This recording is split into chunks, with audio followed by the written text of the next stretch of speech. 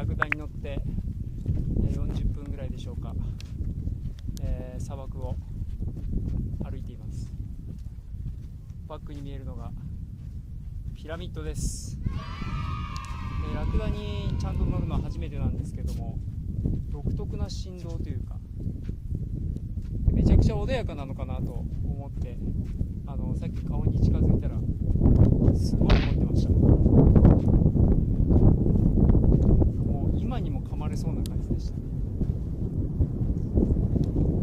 すごいスケールが大きいです、ピラミッド。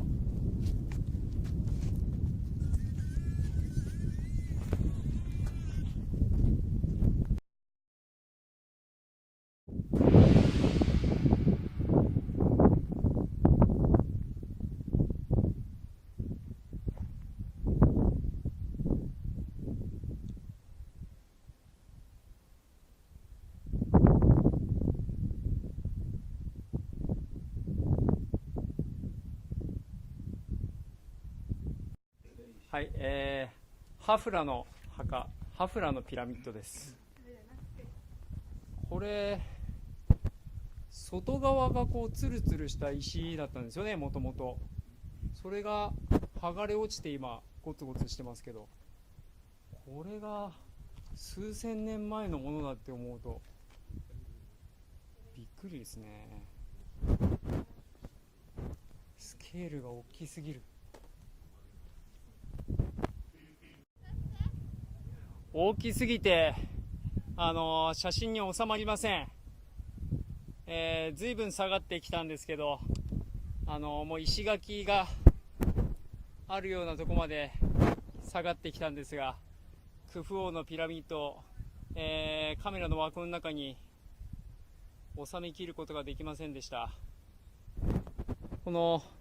上の部分がですね、なんかこう綺麗な化粧石っていうんでしょうかね、化粧岩っていうんでしょうかね、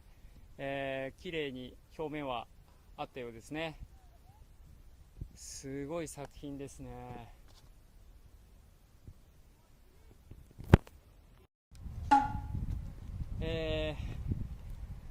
本来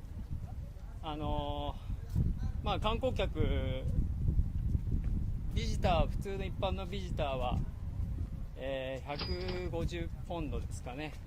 エジプトポンドで入場しますけれども、エジプシャン、すなわちエジプトの現地の人は5ポンドで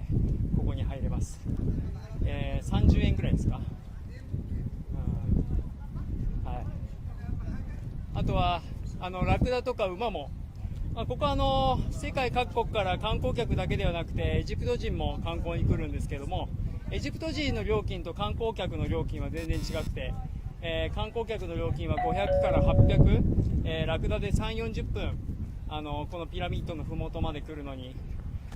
かかるんですけれども、エジプシャンの人たちは150ポンドぐらいで、乗ることができます。今回は幸運にもホステルの、エジプシャンが、アテンドしてくれたおかげで、ここまでラクダに乗ってくることができました。馬よりも2倍近く時間ラクダかかるんですけど、聞いた話だと馬も150ポンドで同じ料金だということでした。はい、それ知らなかったんですよね。個人的には馬が好きです。ラクダは愛嬌がめちゃくちゃありますけどね。いや、観光客料金と、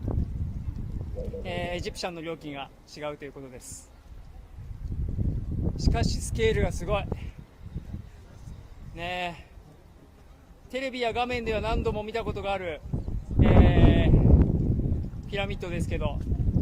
実物を見ると全然迫力が違いますね。